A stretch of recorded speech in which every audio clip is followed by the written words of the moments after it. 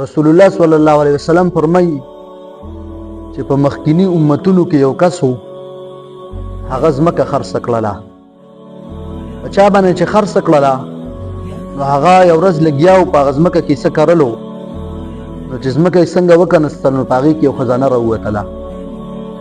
چې کله هغه دا خزانه راکولاو کړله نو هغه کس پسې راغی د چا نه چې د ځمکه اغستې وه، چې ما خو ستا نه صرف ځمکه اغستې وه، د خزانه پکې راووتله دا واله. نو هغه ورته وویل چې ما خو په تا باندې صرف ځمکه نه وه خرڅه کړې، ما خو په تا باندې هر هغه څیز خرڅ کړی کوم چې په دې ځمکه کې و. دا که نن سبا داسې خلک وې که موږ وې نو موږ به څه کولو؟ د هغه یوې خزانې دپاره موږ څومره قسمونه څومره دروغ ویلو. بهرحال هغه ورته وویل چې دا ځمکه ما په تا باندې خرڅولی، نو په دې ځمکه کې چې څه وو هغه هر څه ما په تا باندې خرڅ کړي دي. نو دوی لاړه یو درېمګړي ده. په هغه ټیم کې حضرت داود علیه السلام چې دا د الله تعالی پیغمبر و، هغوی خواله لاړل د داود علیه السلام خواته، او هغوی ته خپله فیصله یې وړله. هغه یو ورته وویل چې ما په ده باندې دا ځمکه خرڅه کړې وه، او اوس چې کله دا ځمکه ده په هغې کې څه کرلو نو په هغې کې خزانه راووتله. نو دی اوس ما ته وایي چې دا خزانه ته واله، ځکه چې دا خو په ما باندې صرف ځمکه را خرڅه کړې، ما خو په ده باندې ځمکه نه وه، ځمکه کې چې څه وو هغه هر څه ما په ده باندې ورخرڅ کړي وو. او دا اوس ما ته وایي چې دا خزانه دا زما نه ده، دا ستا ده.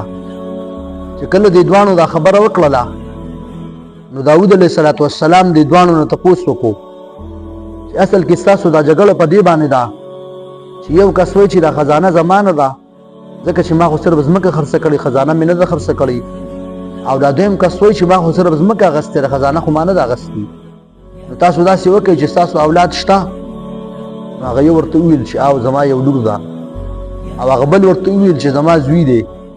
نو حضرت داود علیه السلام دې دواړو ته وفرمایل چې تاسو د کم یو کس چې لور و هغې ته وویل چې ته د خپله لور دې سړي د دې کس دې زوی له ورکه، دا دواړه یو بل په نکاح باندې ورکوي، او دا خزانه چې څومره ده دا په دواړو باندې تقسیم کوي.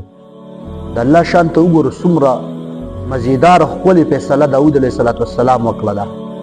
دې ته سوچ وکړي په هغه ټیم کې دا څنګه خلک وو چې د یو معمولي څیزو دومره فکر وي هغې سره، چې ځمکه خرڅوي او بیا په هغې کې خزانه راوځي، او کم کس چې ځمکه الي نو هغه خزانه نه الي، ځکه چې د هغوی سره په زړه کې دومره فکر و چې دا خزانه خو ته ما نه ده اغستې، ما خو د دې نه صرف ځمکه اغستې.